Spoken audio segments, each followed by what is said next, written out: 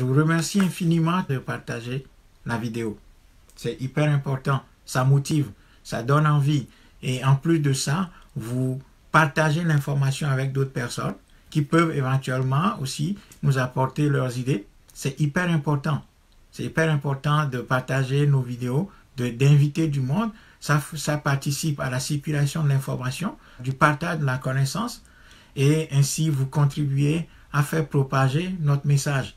Donc, merci encore une fois pour votre présence et merci pour tout ce que vous faites pour faire vivre cette page, pour faire vivre notre mouvement, pour faire propager nos idées. C'est hyper important de les partager un peu partout, d'inviter des gens, de parler de nous, de faire en sorte que nous soyons suffisamment nombreux pour faire aboutir ce que nous voulons faire. Il ne faut pas rester des spectateurs inactifs, des spectateurs, des consommateurs et des consommatrices de ce que nous produisons comme information, mais aussi d'agir et de participer. Ça fait partie de la participation et de l'action. C'est le fait de partager les vidéos, de les liker, d'envoyer les pouces bleus, d'envoyer les cœurs et de nous encourager à continuer. C'est hyper important, c'est motivant. Mais c'est également une participation au combat que nous sommes en train de mener pour que l'information circule, pour que les gens sachent ce que nous sommes en train de faire. Vous qui savez déjà et vous qui nous êtes fidèles, contribuez aussi à la circulation de l'information et au partage de l'information dans d'autres réseaux. C'est hyper important. Alors, je vais commencer. C'est juste un constat de ma part. Et ce constat, il est le suivant. C'est que depuis un moment, je constate que lorsque des Camerounais, des compatriotes du Cameroun font des lives, ils ont des centaines et des centaines de personnes présentes sur leur page, sur le direct, qui contribuent, qui posent des questions, qui animent le direct et le live avec les intervenants. Et ces gens-là partagent, ces présents, ces personnes connectées, partagent la vidéo dans d'autres groupes, sur leur page, pour faire venir du monde. Et ça, c'est motivant, ça montre que les gens participent à la circulation de l'information et au fait que le message puisse atteindre d'autres personnes, d'autres couches qui ne sont pas informées de ce que nous sommes en train de faire et de nos idées. Donc, c'est hyper important que vous puissiez aussi agir de cette manière-là. Et donc, je disais que lorsque des compatriotes du Cameroun font des vidéos, il y a des centaines et des centaines de personnes qui sont connectées à ces lives-là et qui contribuent à animer ce live par leurs questions, par leurs commentaires contradictoires, parfois d'encouragement, et c'est agréable, c'est motivant, c'est tout à fait agréable de voir qu'il y a des compatriotes qui participent à ce type d'exercice que nous sommes en train de faire. Quand j'observe également chez nos compatriotes de la Côte d'Ivoire, j'observe qu'il y a sur des pages des compatriotes qui font quasiment la même chose, eh bien, il y a beaucoup de gens qui sont connectés, des centaines et des centaines de personnes, des milliers parfois même de personnes qui sont connectées et qui co-animent le direct avec le présentateur, avec le compatriote. Et ces gens-là participent à l'animation, au contenu et à la production de l'information. C'est hyper important. Voyez? Et donc, ces gens-là, non seulement ils sont présents sur le direct, non seulement ils participent en direct à l'animation du direct, mais également ils partagent le direct, ils partagent l'information.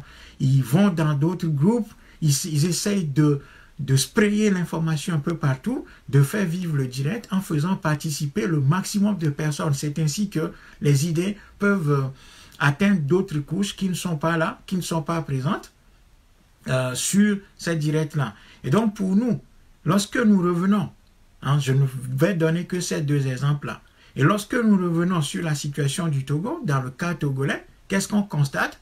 Sur nos directs, il y a à peine une dizaine de personnes. Quand on a de la chance, on a le maximum de personnes qu'on a, c'est une dizaine de personnes. Ça ne va pas. Ça ne va pas. Ce n'est pas encourageant, ce n'est pas motivant, ça n'anime pas le débat, ça ne contribue pas à faire connaître nos idées. Et nous sommes ainsi cloîtrés dans un mur en quelque sorte. Ça veut dire que les compatriotes togolais sont indifférents et contribuent au cloisonnement de l'information et font en sorte que les mouvements comme les nôtres qui sont là depuis plusieurs années ne soient pas connus et tout ce que nous disons n'atteint pas une large couche de la population. C'est grave ça. C'est grave ça. Il ne faut pas qu'on soit avare. Il ne faut pas qu'on soit avare dans le partage de l'information. Aujourd'hui, il y a une guerre qui se mène. Il y a une guerre qui se mène et les gens qui essaient de produire du contenu doivent être soutenus. Ce n'est pas normal que les gens soient des participants, des consommateurs de l'information, qu'ils ne coproduisent pas et qu'ils ne partagent même pas avec leurs voisins. Ce n'est pas normal. C'est pas normal. Il faut encourager ceux qui produisent du contenu. Il faut encourager ceux qui produisent du contenu en étant présents sur leur page, mais pas seulement être présent sur leur page, mais également partager ce qu'ils publient. S'il y a de la matière, s'il y a du contenu, il faut partager ce contenu-là. Ensuite, il faut encourager ces personnes-là en faisant des commentaires critiques, de critiques constructives.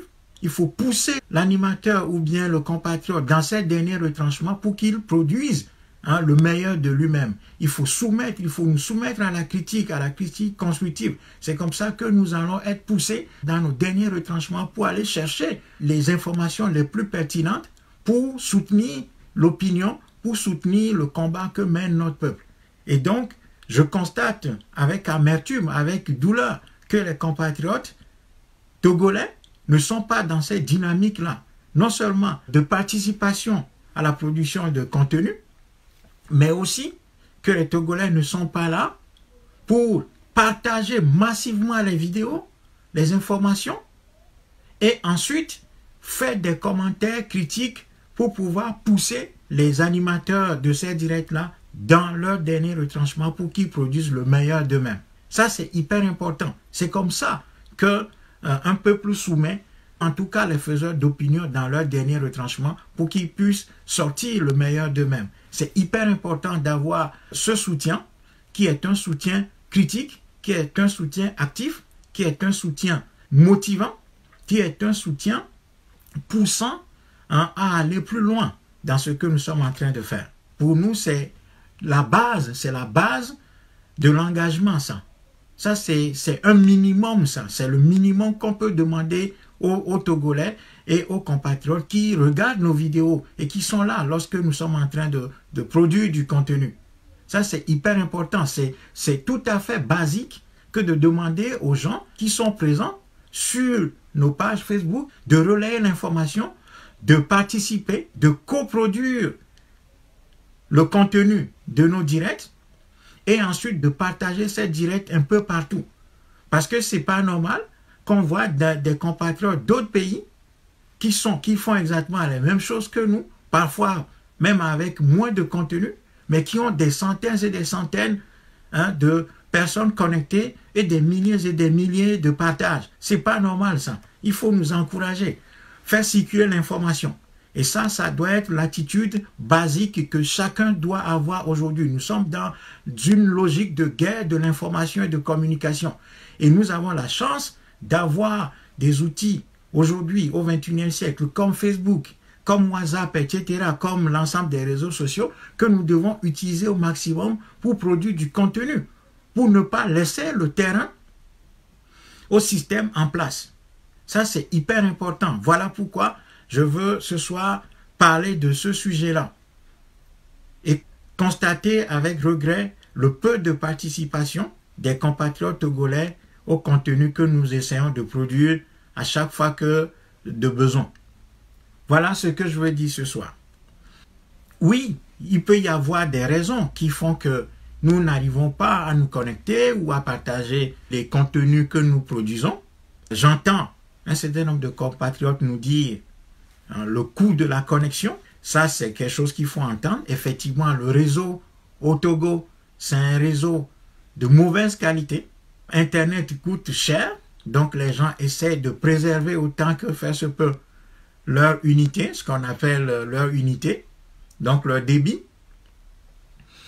et la qualité du réseau, de la connexion, quelques personnes disent que ce sont là des raisons qui font qu'ils n'arrivent pas à participer au direct et ils n'arrivent pas à coproduire l'information, à coproduire du contenu et à faire en sorte que l'information puisse circuler par le partage de celle-ci sur l'ensemble des réseaux sociaux ou sur nos pages ou dans les groupes dans lesquels nous sommes.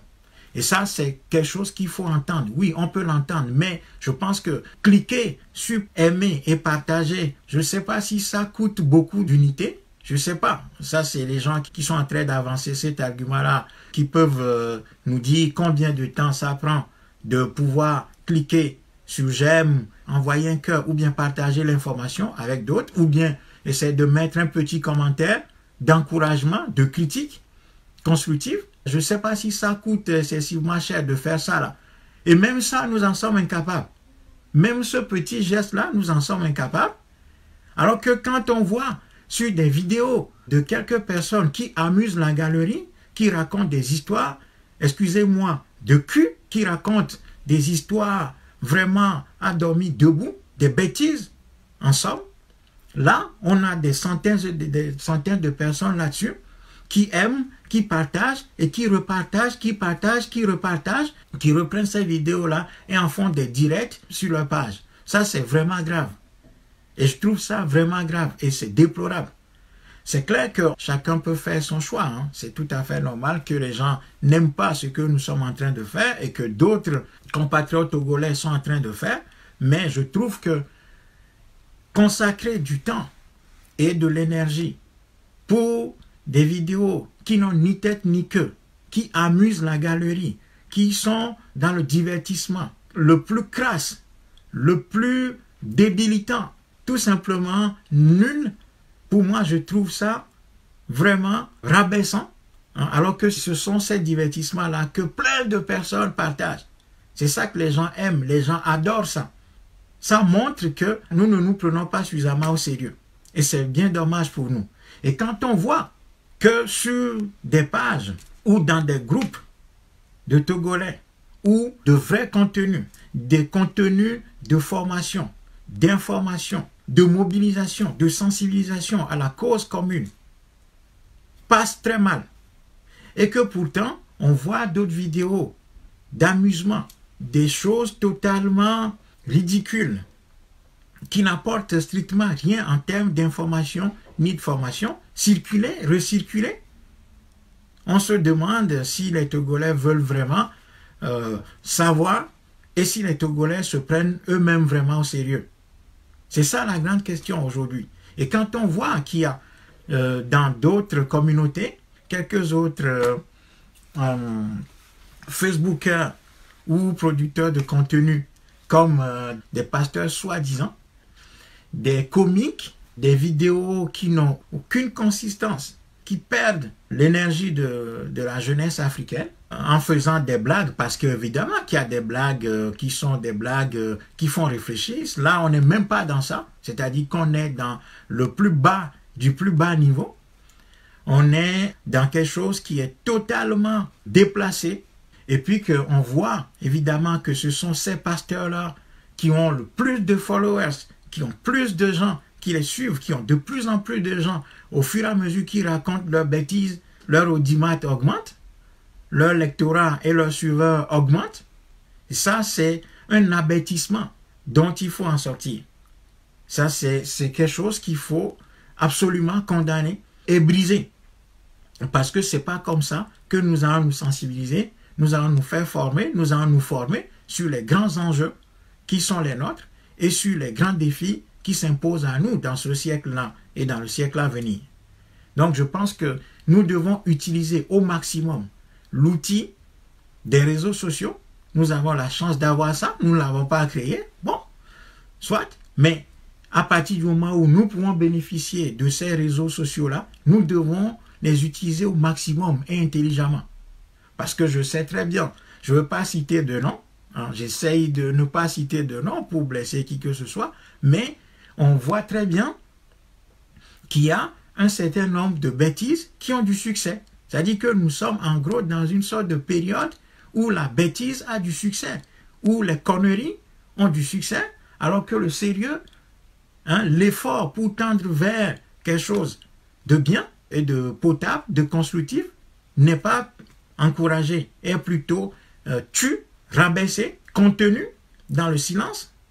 Et les Togolais vont plutôt aimer d'autres choses. On voit des femmes, on sait qu'il y a un certain nombre de compatriotes africaines qui font des clashs à longueur de journée, qui racontent du n'importe quoi, qui se dénudent. Et c'est ça qu'on aime. C'est-à-dire qu'on vit dans une période de jeu et de divertissement le plus abêtissant, dont il faut en sortir absolument. Quand il s'agit de ces choses-là, les gens ne se plaignent pas de leur unité ou de la cherté de la connexion.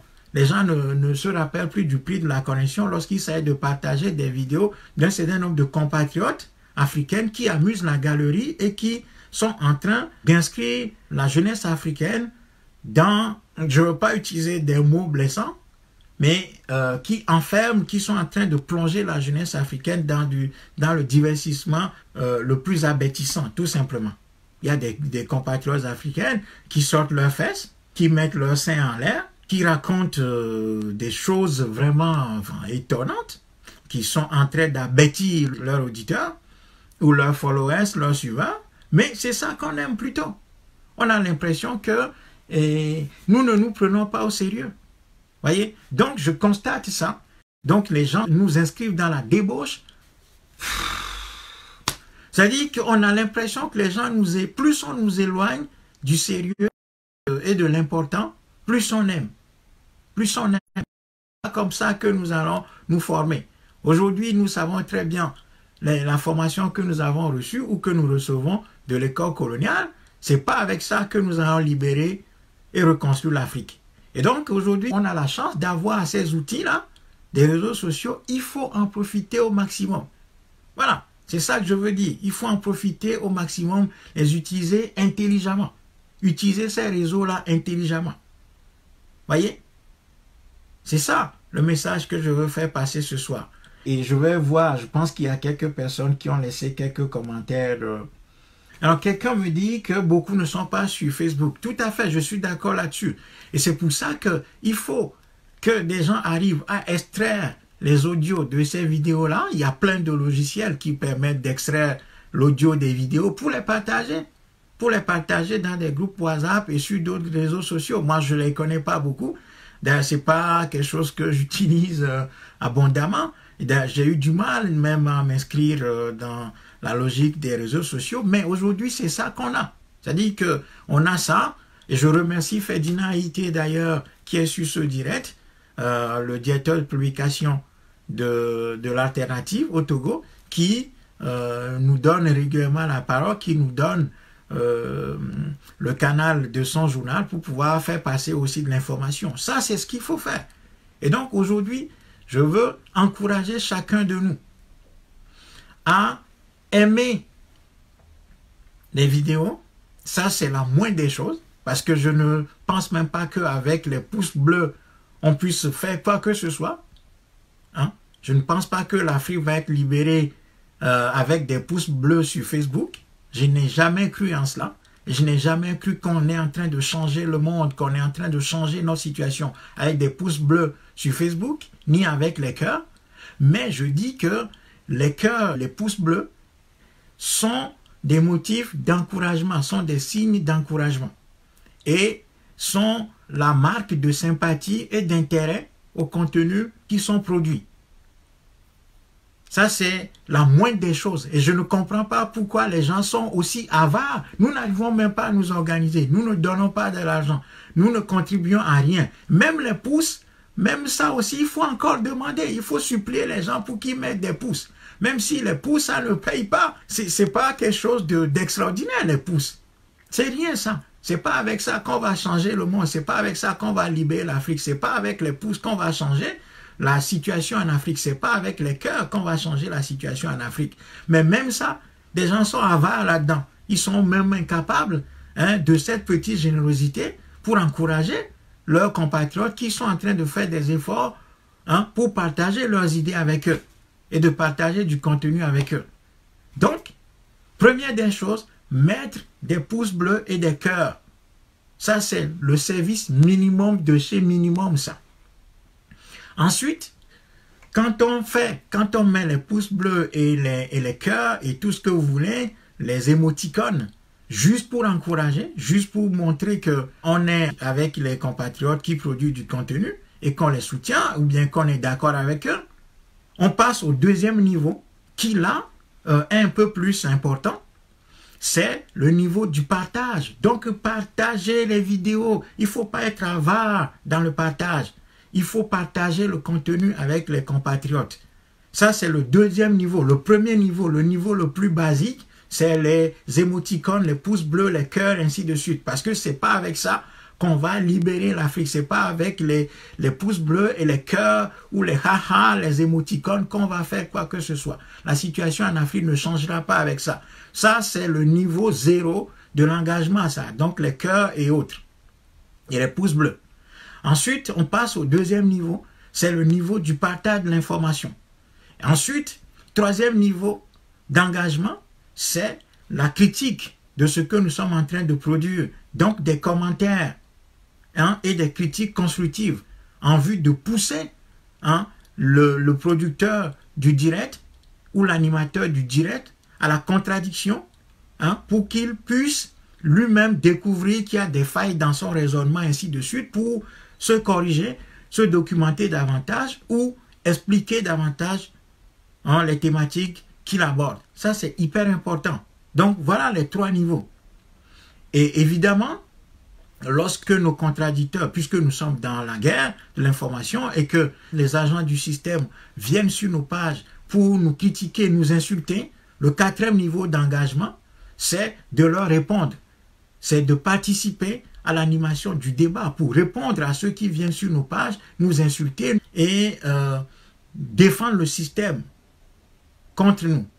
Donc ça, c'est le quatrième niveau d'engagement. C'est de participer au débat, c'est de laisser libre cours au débat et faire en sorte que lorsque nos contenus sont attaqués, sont agressés, sont salis par les partisans du système, par des agents qui sont sur nos pages pour nous déstabiliser, pour apporter de la contradiction pour la contradiction, qui sont là pour dévaloriser les contenus, eh bien, c'est de participer au débat pour les remettre à leur place, les contre-attaquer et les renvoyer à leurs premiers amours, c'est-à-dire à leur mentor, tout simplement. Donc voilà, aujourd'hui, la stratégie qui doit être la nôtre. Et c'est pour ça que je ne comprends pas comment il se fait que quand les compatriotes de Côte d'Ivoire font des directs, il y a des centaines et des centaines de personnes qui sont sur le direct et qui co-animent le direct avec eux. Et il y a des milliers et des milliers de commentaires et de partages sur leur page ou dans d'autres groupes. Quand les compatriotes du Cameroun parlent de leur pays et essayent d'encourager leurs compatriotes dans le patriotisme, dans le combat, dans leur engagement, dans leur implication de plus en plus poussée contre le système en place, ils ont des milliers et des milliers de compatriotes connectés qui les soutiennent et qui partagent leurs vidéos et qui co-animent le direct avec eux. Quand des compatriotes burkinabés font des directs, font des lives, il y a des centaines et des centaines de personnes qui sont sur le direct et qui partagent en live ce qu'ils sont en train de dire sur d'autres pages et dans d'autres groupes. Mais quand je viens au Togo, quand je prends la situation du Togo, quand on a de la chance, on a une dizaine ou une quinzaine de personnes, comme c'est le cas actuellement. Les gens n'aiment pas, ils mettent pas les pouces, ils mettent rien, ils partagent pas les informations, ils sont des consommateurs passifs de l'information qui est produite et ils sont juste là pour regarder, ils font un tour, après ils disparaissent, ils partagent pas les vidéos et ainsi l'information est contenue dans un cercle restreint, ce qui laisse un boulevard au système et à nos ennemis qui, eux, ont des partisans qui les encouragent, qui les soutiennent, mordicus. Donc, nous manquons de soutien. Voilà pourquoi nos idées ne circulent pas beaucoup. Voyez, nos idées ne circulent pas beaucoup. Et ça, c'est dommage. Et ça, c'est bien dommage. Voyez? C'est bien dommage pour nous. Donc, je veux redire ce soir, je veux encourager chacun de nous à partager les directs, à partager nos publications, à relayer nos publications, à faire en sorte que nos idées puissent émailler l'ensemble de la toile. En tout cas, dans les limites de nos capacités. C'est encourageant, c'est motivant, c'est contribuer à la production du contenu, hein, et ainsi contribuer à la conscientisation de nos peuples qui en a grand besoin. Ce n'est pas normal que nous n'utilisions pas ces réseaux sociaux au maximum. Oui, je suis tout à fait d'accord avec vous, Adrien Dimitri King, que je salue d'ailleurs au passage. Je suis d'accord que ce n'est pas la quantité qui fait la qualité. Nous sommes tous d'accord. Et je pense que nous ne produisons pas, nous, en tout cas, nous, au sein du Moltra, nous travaillons depuis plusieurs années, nous essayons de faire en sorte qu'il y ait du contenu. Nous essayons de faire en sorte de ne pas être dans la théâtralisation. Je sais, nous savons très bien les techniques de communication qui font que beaucoup de gens aiment les lives, qui font que les lives sont vivants, sont animés, parce que les gens crient, sont dans la théâtralisation, parce qu'on est dans une période où la théâtralisation est ce qui rapporte le plus d'audimat et de partisans. Mais nous, on essaie de produire quelque chose de lourd, de sérieux. Nous ne sommes pas naïfs. Nous ne sommes pas naïfs, mais le fait de produire de la qualité n'exclut pas, justement, que la quantité y soit également. Donc, s'il y a de la qualité, eh bien, justement, c'est de la qualité qu'il faut partager, qu'il faut diffuser un peu partout. Ça, c'est une obligation que nous avons en gros. Vous voyez, c'est pas normal que nous thésaurisons les informations pour nous et que nous ayons une source d'information que nous ne partageons pas avec nos autres compatriotes. C'est pas normal. Ça, c'est faire preuve d'esprit d'étroitesse que de contenir l'information, hein, dans un petit cercle, refuser de la partager avec d'autres personnes, alors que Facebook nous offre gratuitement cette possibilité aujourd'hui. Voyez, c'est pas normal que nos idées ne circulent pas plus largement. D'autant que vous nous dites que nous produisons de la qualité. Voyez? Et donc, nous savons très bien les techniques de la communication. Nous savons très bien comment il faut communiquer, comment il faut présenter les choses, la théâtralisation excessive. Bon, mais en gros, c'est ça qui paye. Voyez? Et puis, quand on voit un certain nombre de compatriotes qui partagent des vidéos des faux pasteurs et d'un certain nombre de compatriotes féminines qui parlent du sexe, de la vulgarité, de l'argent facile, et que c'est des comédies qui ne présentent aucun intérêt en termes d'information ni de formation, qui ont du succès, eh bien, c'est préoccupant. Et donc, nous devons faire en sorte de pouvoir contrebalancer, hein, cette information, parce que là, c'est une guerre qu'on nous livre là. C'est-à-dire qu'il y a des gens qui financent ce type de production d'ailleurs, qui encouragent ce type de production sur la toile. Et donc, notre réponse doit être de contrebalancer ces productions d'amusement, de divertissement le plus abêtissant, de divertissement le plus bête, le plus idiot, par du contenu sérieux. Et reprendre nos directs sur vos pages, faites venir du monde sur vos pages et partagez ces directs-là avec des gens. Donc, c'est ça que nous devons faire aujourd'hui. Et c'est pour ça que je voudrais interpeller mes compatriotes togolais ce soir pour qu'ils cessent d'être avares, plus généreux, hein, dans l'acceptation et dans le partage, dans la participation à la production du contenu, qu'ils libèrent leur cœur, qu'ils se disent que mettre des pouces, partager les informations, poser des questions, contredire, c'est pas quelque chose d'extraordinaire et que c'est dans la normalité des choses que de faire ça. Et qu'ensuite, ils doivent nous encourager, ils doivent même nous proposer des termes sur lesquels nous devons débattre et surtout faire en sorte que le message, le sérieux du message que nous sommes en train de produire depuis des années atteigne des couches plus larges. Parce qu'aujourd'hui, chacun de nous est diffuseur de l'information, diffuseur de contenu. Peut-être que si je dis l'information, peut-être que des journalistes me diront c'est pas l'information en tant que tel parce qu'on ne fait pas d'investigation ou autre. Je peux être d'accord, Mais disons simplement, aujourd'hui, chacun a la possibilité de participer à cette guerre de l'information et de la communication, et de la production et du partage de contenu. Donc, quand il y a du contenu, il faut tout simplement le partager. Voilà. Et après, être en mesure de répondre aux gens qui viennent nous casser sur les pages. Donc, voilà ce que je voudrais dire ce soir. Alors, il y a quelqu'un qui me dit... aussi beaucoup ne sont pas sur Facebook. Ah non, mais j'avais déjà lu ça. Je vais voir s'il y a encore d'autres commentaires.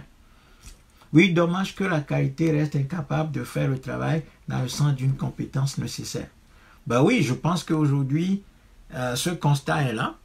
Et donc, c'est pour ça que le peu de gens que nous sommes, nous ne devons pas lésiner sur nos moyens pour partager, diffuser du contenu, les contenus qui acquièrent notre assentiment ou que nous aimons. Hein? Les contenus que nous aimons, nous devons avoir le réflexe automatique, nous devons avoir le réflexe de les diffuser systématiquement, de les partager. Peu importe ce que les gens disent, nous devons avoir le réflexe de partager nos contenus. Voilà. Il ne faut plus. Hein, et de sourcer, il faut, ou bien parfois nos publications sur Facebook, on a vu depuis des années, des gens qui prennent nos posts et autres, ils suppriment nos noms et le sigle Moltra là-dessus, après ils s'approprient de ce contenu-là. Bon, c'est malhonnête, mais parfois on n'arrive pas à contrôler tout ça. Mais au moins, quand vous partagez, partagez tout simplement. Vous n'avez pas besoin de supprimer nos noms, parce que si vous supprimez nos noms et le Moltra, quand est-ce que les gens vont nous connaître? Et ce que nous sommes en train de faire, c'est pas un concours pour avoir du nom. C'est pas un concours de popularité que nous sommes en train de faire. Nous sommes en train d'essayer de mobiliser les gens, de les organiser, de les former à l'action libératrice de notre continent. Voyez? Donc, c'est pas quelque chose que nous faisons pour nous, pour avoir un nom, pour être renommé. Ce n'est pas de la grandeur personnelle, individuelle que nous voulons. Donc, il ne faut pas que les gens soient frustrés et soient dans une logique d'étouffement de ce que nous sommes en train de faire. Et ça, je l'ai constaté plusieurs fois. Il y a des gens qui, parfois même nos photos, ils coupent Moltra, c'est-à-dire qu'ils coupent la partie qui met Moltra dessus et ils diffusent la photo. Nous avons produit beaucoup de choses, les gens s'en ont accaparé, ce qui est bien, mais par contre, bon, ils ont supprimé nos noms et Moltra dessus avant de diffuser. Voyez, ça c'est mesquin, c'est pas honnête, c'est pas bien. C'est réduire notre combat à un combat de recherche de la popularité auprès de notre population ou bien auprès de nos masses populaires. C'est pas ce que nous recherchons, nous. Nous ne cherchons pas à être populaires parmi les esclaves. Nous essayons de faire en sorte que nos idées atteignent les masses populaires pour que nous puissions passer à l'étape de l'organisation, de la structuration en vue de l'action libératrice qui vient et de la reconstruction de notre continent. Il ne s'agit pas de nous faire de la publicité. Moi, je n'ai rien à gagner personnellement, j'ai rien à foutre, en gros, du fait que mon nom soit ici ou là. C'est pas ça la question. Le Moltra ne se livre pas à un concours de beauté. Nous ne sommes pas en train de nous soumettre à un concours de beauté. Voyez? Ni du premier mouvement parmi les esclaves. Non, c'est pas ça que nous voulons. Nous voulons que nos idées soient connues, que notre mouvement soit connu, que nos idées aillent le plus loin possible et que nous puissions véritablement prendre nos responsabilités en termes d'organisation des gens qui sont sensibles à ce que nous disons. Ouais. Donc, je trouve parfois très malhonnête qu'un certain nombre de notions que nous avons produites, nous avons produit aujourd'hui ce qui circule le plus sur la toile maintenant, c'est enclos colonial ou bien les enclos coloniaux. Ce terme-là, c'est le Moltra qui l'a inventé, c'est nous qui en sommes les inventeurs. Que les gens l'utilisent, c'est très bien, mais de temps en temps, dire que, comme le dit le Moltra, comme ça, vous renvoyez vos auditeurs au Moltra pour qu'ils se demandent qu'est-ce que c'est le Moltra. Je vais chercher, je vais sur Google pour chercher Et puis, ben, ils vont tomber sur le Mortra. C'est comme ça que vous nous aiderez à construire ce mouvement-là. Et si vous estimez que ce mouvement est un mouvement de nous tous, eh bien, il faut systématiquement faire ce qu'on appelle le référencement, sourcer vos propos, de sorte à ce que vous puissiez orienter gentiment les gens vers nous.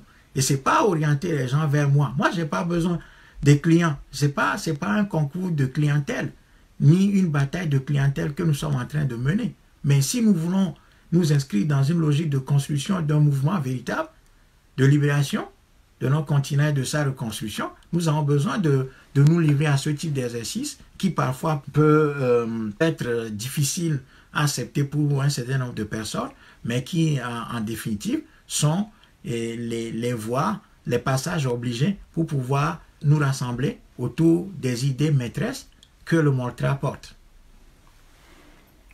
Alors, quelqu'un ça met du temps de se faire une place sur les réseaux sociaux. Je pense que tu dois avoir des activités qui relaient systématiquement les vidéos. Tout à fait. Merci, frère Théodore, que je salue au passage. C'est ce que je suis en train de dire. Systématiquement, nous devons nous inscrire dans ça. Il doit y avoir des gens qui adhèrent à nos contenus. Ils doivent systématiquement être dans le partage et dans la communication. C'est une guerre. Nous sommes dans une guerre de la communication. Vous voyez? Il y a du contenu qui est produit tous les jours par des gens. Je ne vais pas dire l'information parce que peut-être que, comme je l'ai dit précédemment, peut-être que des journalistes nous diraient « vous ne produisez pas de l'information ». Quoique, c'est un débat qui peut être ouvert, qui peut être intéressant, mais je dis simplement que comme nous produisons du contenu, il y a des idées, il y a des opinions que nous émettons et il y a un chemin que nous sommes en train d'indiquer à notre peuple. Il faut nécessairement que des gens soit nous accompagnent dans ce travail-là. Il faut que des gens nous accompagnent et nous accompagner passe par un premier niveau d'accompagnement et d'engagement à nos côtés, c'est d'aimer de mettre les émoticônes sur nos publications. Les cœurs, les émoticônes, les trucs d'énervement, je ne sais pas, tout ce que vous voulez, les pouces bleus, pour résumer. Deuxième mesure pour nous accompagner, c'est de partager nos vidéos, nos publications et de les référencer, de les sourcer, de laisser les gens aller plus loin dans la recherche de l'information pour atteindre la source, pour que nous soyons suffisamment nombreux, pour constituer un corps solide, par agrégation des individualités éparses et variées. Donc, vous ramenez les gens à la source de l'information et des idées, parce que c'est ça que nous voulons faire. Troisième mesure d'accompagnement et de soutien, c'est de commenter les vidéos et les publications, nos textes, les photos, ainsi de suite. Quatrième niveau, ou quatrième mesure d'accompagnement, c'est de répondre aux gens qui viennent sur nos pages, sur nos plateformes pour nous attaquer et décrédibiliser ce que nous sommes en train de faire, nous ridiculiser en quelque sorte.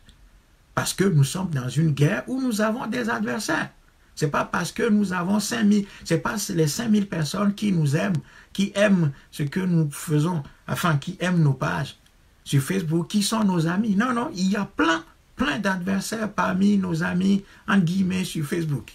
Il y a plein d'adversaires. Il y a des gens qui ne commandent jamais, mais qui prennent nos publications, qui les envoient directement à leur mentor, à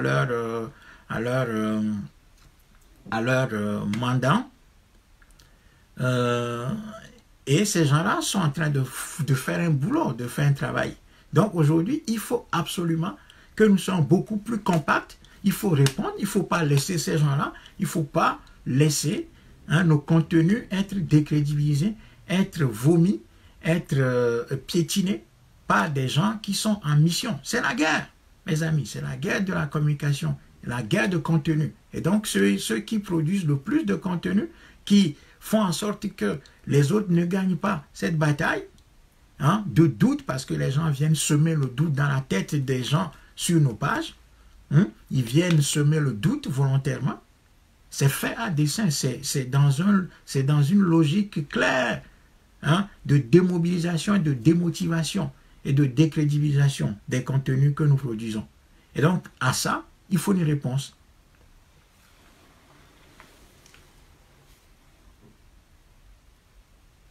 Alors, le compatriote Jean-Claude Delac, tout à fait d'accord avec toi, mais il ne faut pas vous énerver en cas d'idées contradictoires. Nous devons accepter les propos contradictoires aussi. Tout à fait, je suis tout à fait d'accord qu'il y ait un débat contradictoire. Mais là où parfois nous sommes agacés, c'est qu'il y a des choses qui sont dites dans le sens de blesser des gens. Et ça provoque de la nervosité parce qu'après tout, nous sommes tous des humains. Hein. Nous avons des sentiments, nous pouvons être contents, nous pouvons être en colère. Nous avons nos moments de tristesse, de nervosité, ainsi de suite. C'est tout à fait normal. Donc moi, je ne suis pas un robot pour que lorsque quelqu'un vient sous prétexte d'apporter la contradiction, essaie de décrédibiliser totalement le contenu sur lequel nous avons travaillé depuis plusieurs années et éprouvé par des épisodes de l'histoire, confirmés par l'histoire, eh bien, ne nous demandez pas de nous rallier ou bien de rallier ces opinions-là ou bien de les tolérer. Absolument pas, parce que nous sommes dans un combat. Et c'est pour ça que nous avons l'habitude de dire au Moltra que toutes les idées ne s'équivalent pas. Chacun de nous a des idées, c'est sûr. Mais toutes les idées ne s'équivalent pas. Il ne faut pas mettre toutes les idées sur le même plan. Il ne faut pas, sous prétexte de la démocratie et de la liberté d'opinion, neutraliser les bonnes idées en les mettant sur le même pied d'égalité avec des idées fausses. Donc, nous avons une ligne et nous essayons de nous tenir à cette ligne-là. Nous partons du principe que les pays africains sont des enclos coloniaux qui doivent absolument être détruits pour que l'énergie africaine confisquée, désorientée, programmée pour servir d'autres intérêts, puisse s'exprimer. Ça, c'est notre réflexion de base. Et quand quelqu'un vient nous dire qu'il faut plutôt, au lieu de ça, être tolérant, faire des réformes, ainsi de suite, notre ligne, la ligne du Moltra est connue. Nous ne sommes pas dans une logique de réformer le système colonial. Ça, c'est clair. Quand quelqu'un vient nous apporter la contradiction là-dessus, nous pouvons l'entendre, mais si cette contradiction mérite une réponse claire, nous ne nous priverons pas de la faire. Nous disons que la destruction du système colonial ne peut pas passer par des élections. Aucun exemple historique ne nous montre ça. Donc quand quelqu'un vient nous parler des élections, nous rejetons ça. C'est très clair, c'est notre ligne. C'est notre ligne. Que ça plaise ou pas, c'est notre ligne. Et ceux qui sont d'accord avec nous, nous envisageons travailler avec ces gens-là. Lorsque nous disons que l'opposition institutionnelle au Togo n'est pas intellectuellement, idéologiquement, stratégiquement, opérationnellement outillée pour conduire le peuple vers l'efficacité du déploiement de son énergie depuis 30 ans, c'est factuel. Nous pouvons débattre là-dessus sans nous insulter. Mais c'est clair que la ligne du Moltra, c'est ça que nous essayons de mettre en évidence et de mobiliser autour. Donc c'est à nous aussi. Et c'est là, j'accepte, c'est à nous de faire preuve de pédagogie, d'explication, par des exemples précis, pour montrer que ce que nous sommes en train de dire est réel et est vrai. Donc, nous n'allons pas, sous prétexte de la liberté d'expression, de la multiplicité des idées, ainsi de suite, faire en sorte que les bonnes idées s'amalgament avec les fausses et les mauvaises idées. Voilà, nous sommes arrivés à une période où nous sommes suffisamment capables d'identifier les bonnes idées des mauvaises idées. Voilà. Et là, nous sommes en train de travailler là-dessus. Voilà, c'est sur ça que nous sommes en train de travailler. Alors le frère rebondit en disant l'opposition togolaise a juste été fragilisée. Les gens sont vraiment sincères et veulent le changement. Je ne sais pas quelles sont vos sources, mais allez chercher les actes de la conférence nationale souveraine. Vous allez voir que dès très tôt, dès que les partis politiques de l'opposition institutionnelle se sont constitués au Togo, à la veille de la conférence nationale souveraine et dans le cadre de la conférence nationale souveraine, vous allez voir ce qui s'est passé. Et quand vous aurez lu les actes de la conférence nationale soi-disant souveraine, vous allez revenir nous dire que ces gens-là sont sincères. En tout cas, qu'il y ait des gens sincères parmi l'opposition institutionnelle au Togo, c'est incontestable. Mais la sincérité ne veut pas dire naïveté. La sincérité ne veut pas dire persister dans les erreurs d'appréciation. La sincérité ne signifie pas faire la même chose, naviguer dans le même fleuve depuis 30 ans. La sincérité ne veut pas dire se saborder et couler l'élan populaire régulièrement exprimé au Togo depuis 30 ans dans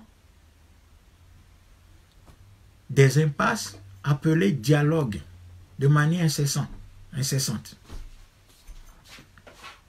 La sincérité ne veut pas dire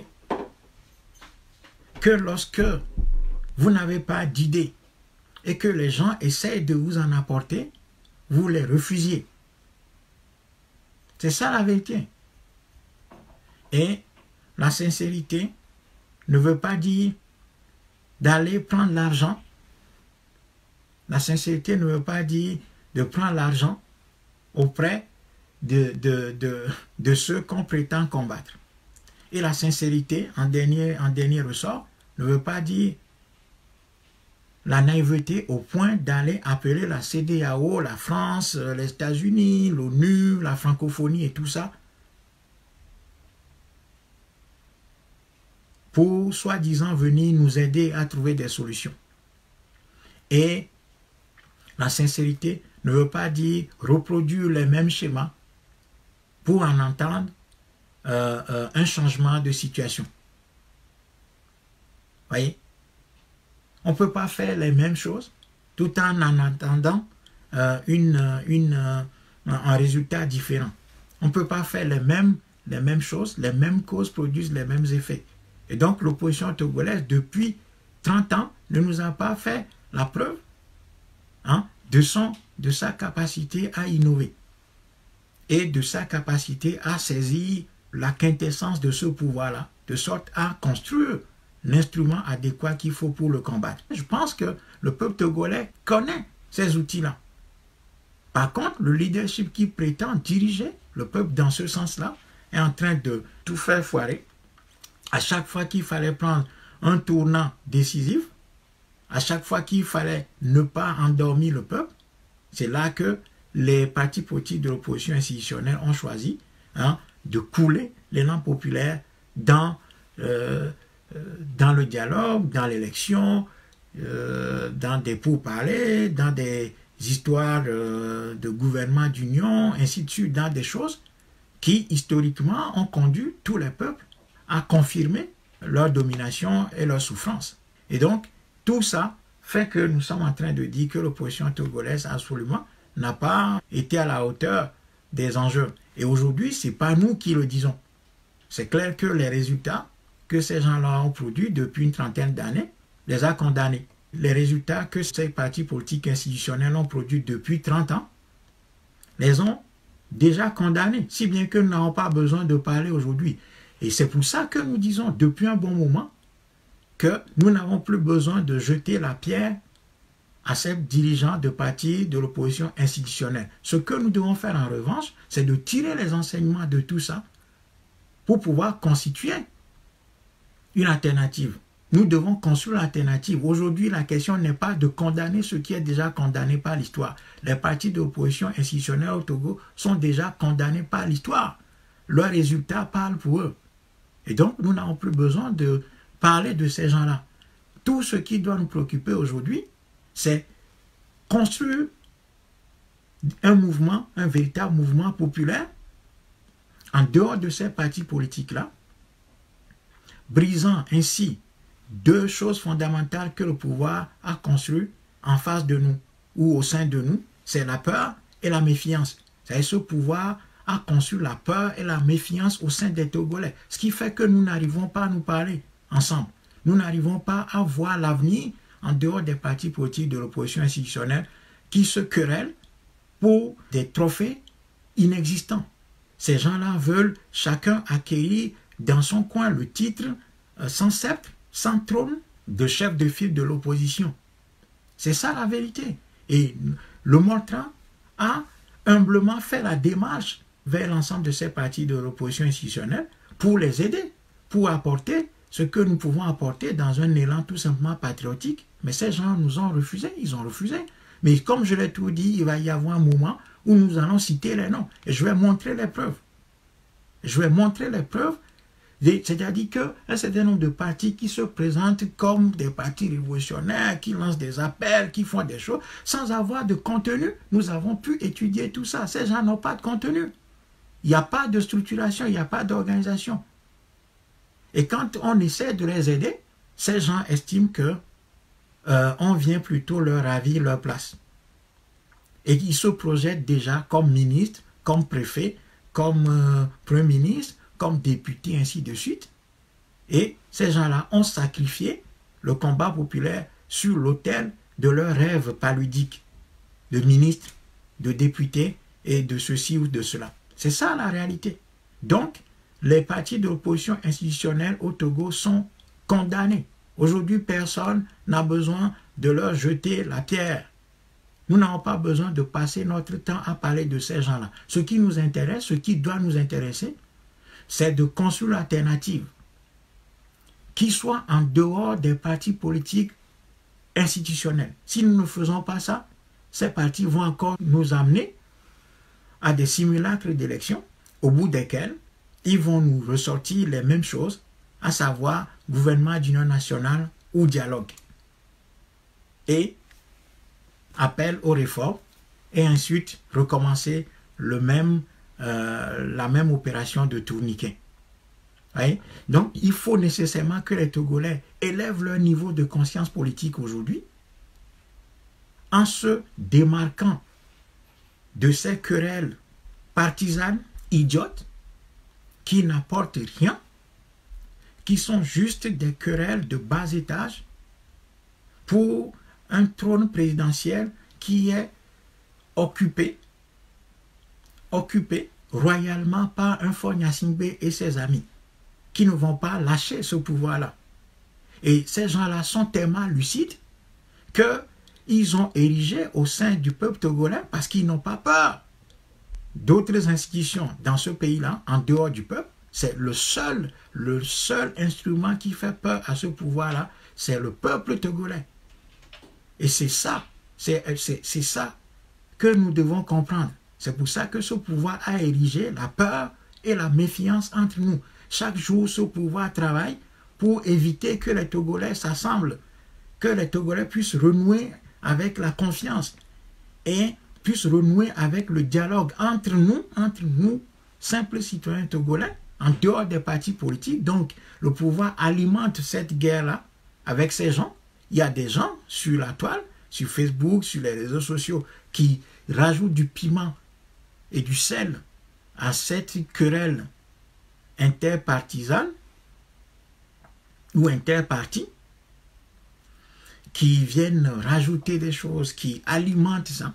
Et ça, s'ils n'ont pas l'intelligence de comprendre ça, quand nous livre une guerre, et que dans cette guerre-là, il y a le RPT qui vient semer davantage la pomme de discorde, eh bien, nous allons nous entretuer entre partis politiques et le RPT va continuer à se déployer. Donc, aujourd'hui, notre travail, notre devoir, c'est absolument de nous écarter de ces querelles partisanes, mettre au centre de nos réflexions la seule idée qui vaille, c'est l'idée de la patrie, donc le patriotisme. Et si nous mettons cette idée de patriotisme au cœur de la réflexion, ça veut dire que nous allons sortir des petites guerres de partis politiques institutionnels pour nous engager dans un véritable mouvement citoyen de libération conduit par des gens, y compris le Moltra. Donc nous voulons incarner ce travail-là. Nous appelons depuis plusieurs années à ce travail-là. Il faut que les Togolais sortent des querelles interpartis institutionnelles. Si nous ne faisons pas ça, nous sommes morts et nous traçons un boulevard au RPT. C'est ça la vérité. C'est-à-dire que la question ici n'est pas de dire qu'on va aux élections, parce que le RPT ne fera pas d'élections. Ça c'est clair. Le RPT est au pouvoir et va y rester. C'est clair ça. Le RPT n'a pas peur de l'armée, parce que le RPT a une armée dans l'armée. Le RPT n'a pas peur des partis politiques institutionnels. Le RPT n'a pas peur d'un autre corps au sein de l'armée ou bien au sein des différentes institutions qui sont dans le pays. Parce que nous avons vu, Agbeome Kodjo, dont on parle aujourd'hui, est sorti de ce régime-là. Il a été emprisonné. On n'a pas vu les réseaux d'Agbeome au sein de l'armée venir le secourir et le sortir de la prison. Jamais. Ce régime a emprisonné Bacha Gnassingbé, qui est le co-héritier du pouvoir avec Faure Gnassingbé.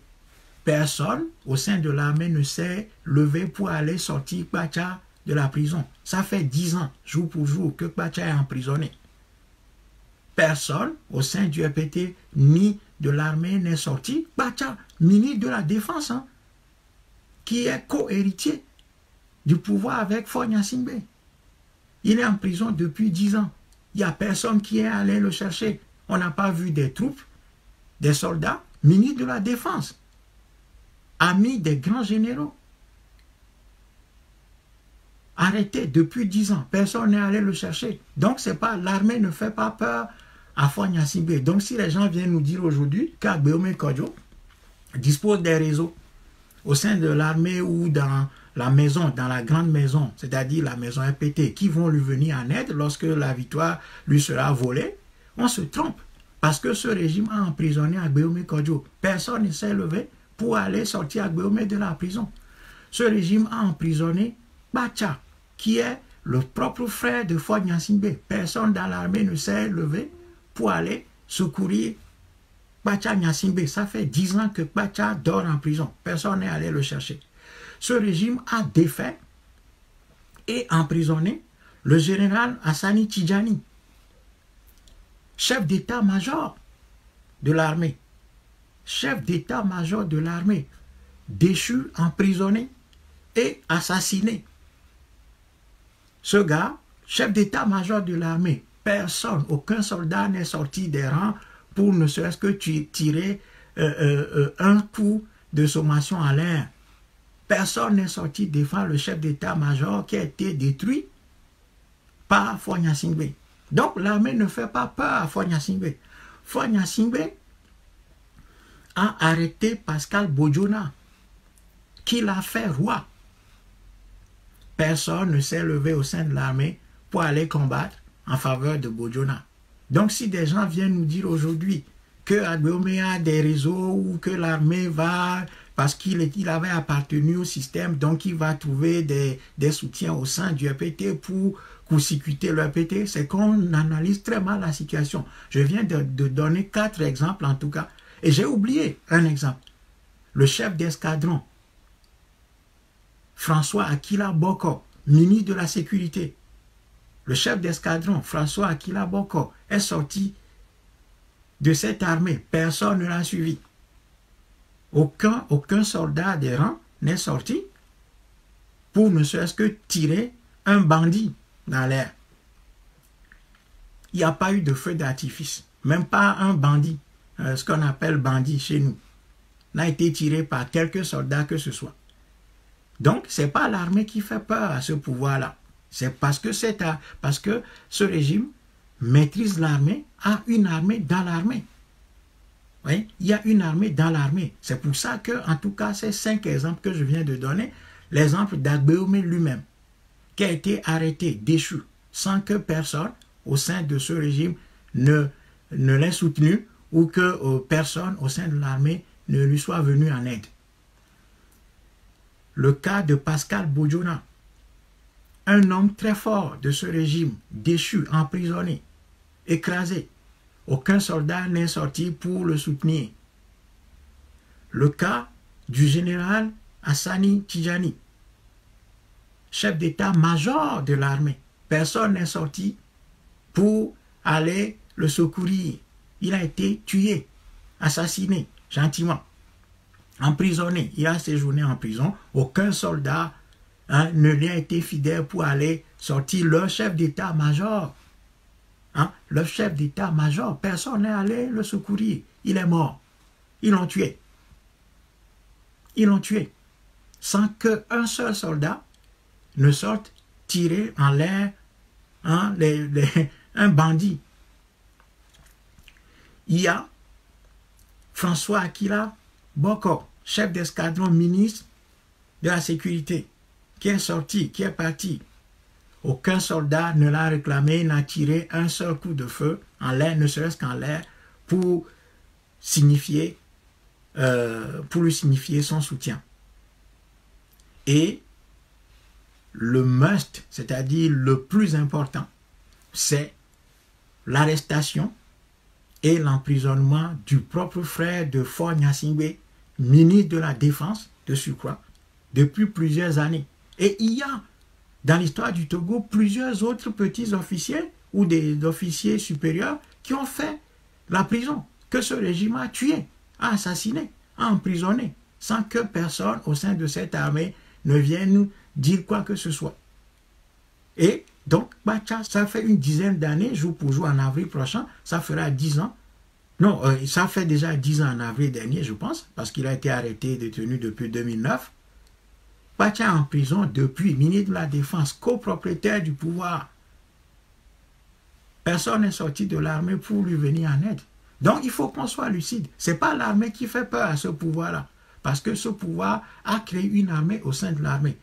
C'est pour ça que le seul outil, le seul instrument qui fait peur à ce pouvoir-là, c'est l'organisation d'une révolution populaire. C'est-à-dire, c'est le peuple, c'est l'organisation du peuple qui fait peur à ce régime. C'est pour ça qu'il met tous les moyens en œuvre pour étouffer ça, pour éviter que les idées qui prônent cette organisation populaire ne se fassent pas connaître.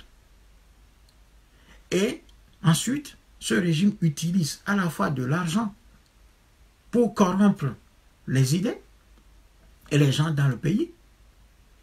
Troisième outil, c'est l'outil de la peur, réprimer, faire des exemples, éviter que le peuple togolais ne découvre que c'est à lui qu'appartient la force suprême et que l'armée ne vaut absolument rien et que cette armée-là ne va absolument pas attaquer ce régime-là parce que ce régime a créé un noyau dur au sein de cette armée qui est véritablement le détenteur du vrai pouvoir au sein de cette armée. C'est pour ça qu'on a pu voir beaucoup de dissidents et non des moindres au sein de ce régime qui n'ont jamais été soutenus par qui que ce soit, à commencer par Gbeome jusqu'à Bacha Gnassingbé, en passant par François Boko, Hassani Tijani et Pascal Bojona, pour ne prendre que l'exemple de ces 10 dernières années.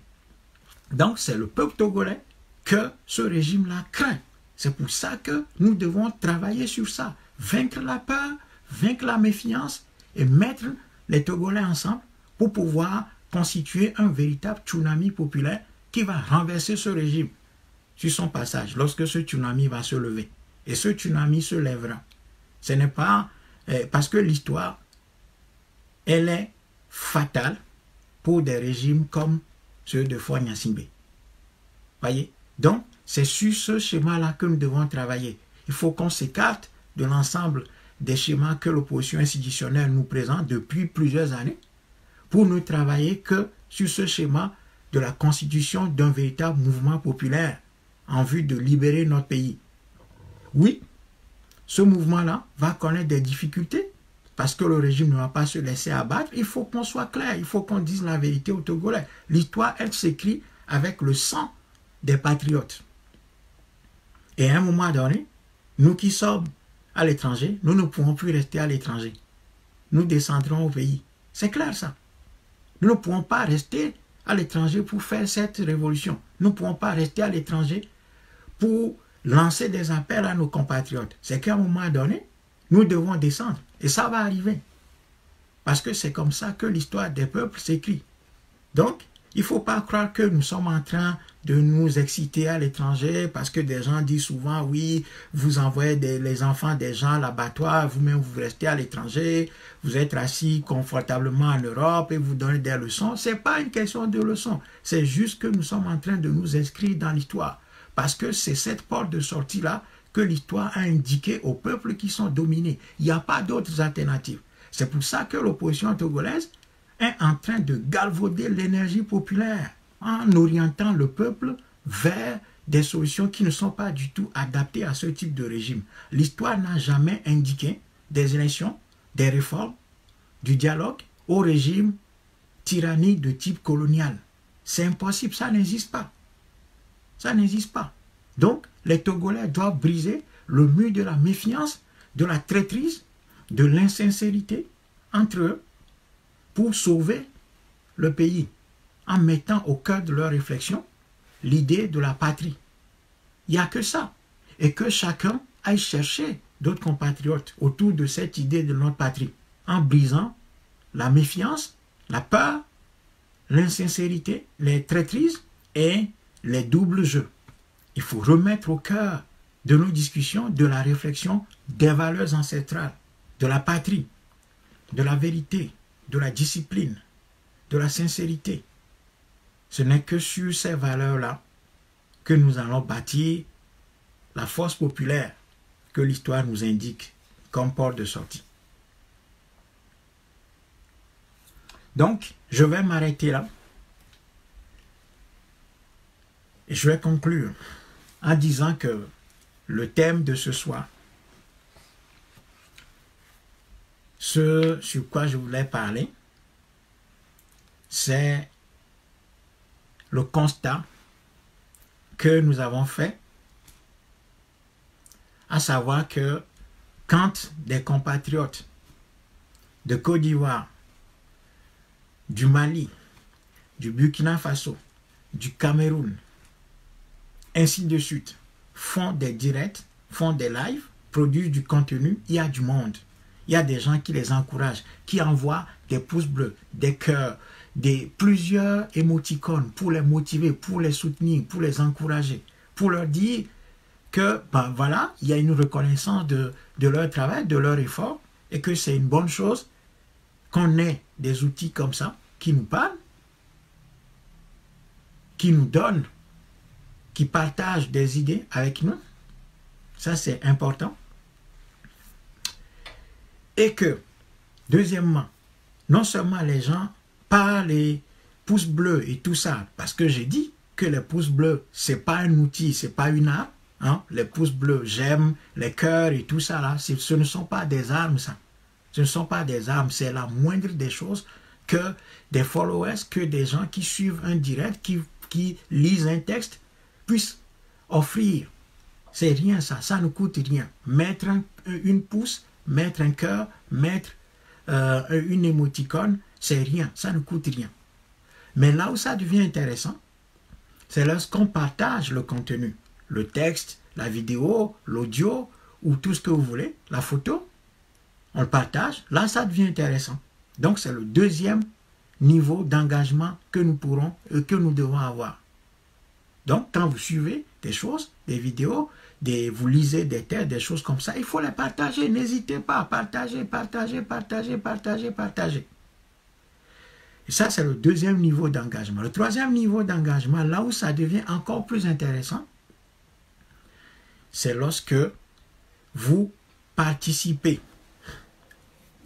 C'est lorsque vous participez. Ça veut dire quoi?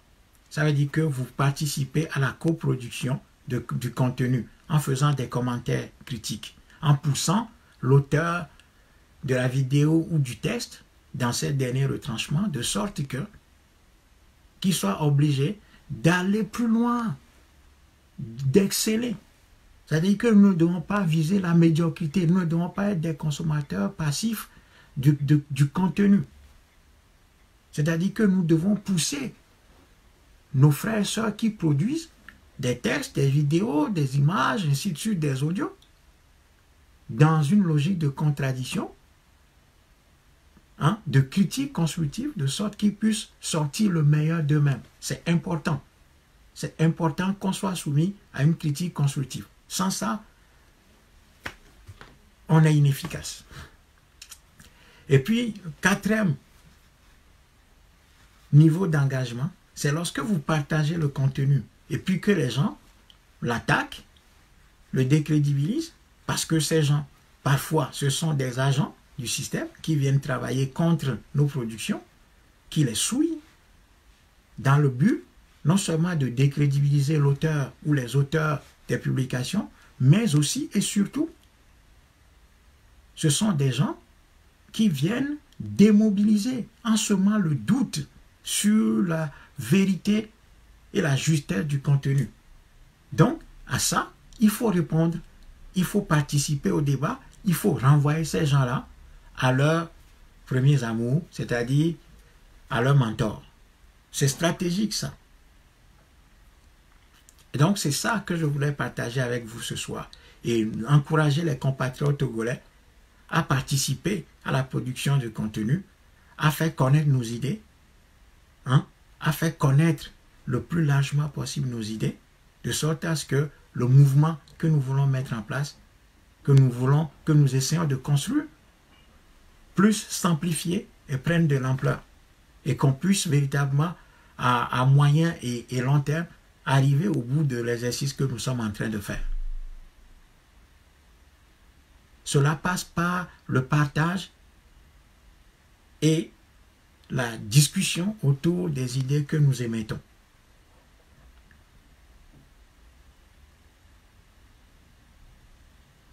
Voilà ce que je voudrais partager avec vous ce soir. Et je veux nous encourager à faire cet exercice-là.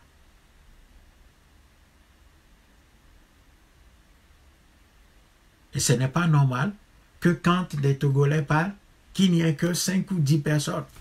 5 partages. C'est comme si la cause ne nous intéresse pas. C'est comme si nous n'encourageons pas nos compatriotes qui font des efforts pour produire du contenu. C'est comme si les messages que ces gens-là produisent sont nuls, ne nous intéressent pas.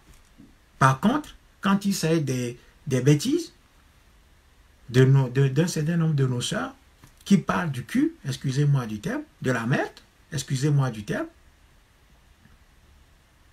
qui nous engagent dans des bêtises, là on adore, on partage. On a des vidéos qui n'ont aucun sens éducatif, qui ont des milliers et des milliers et des centaines de milliers de partages avec des millions et des millions de vues. C'est pas normal ça. C'est pas normal. Et donc, j'encourage, je nous encourage, j'encourage mes compatriotes togolais à ne pas être avares, à être dans la générosité de partage de l'information et d'aimer le contenu de ce que nous sommes en train de produire. D'aimer et de partager le contenu que nous produisons.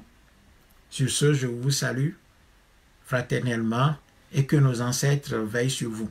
À très bientôt.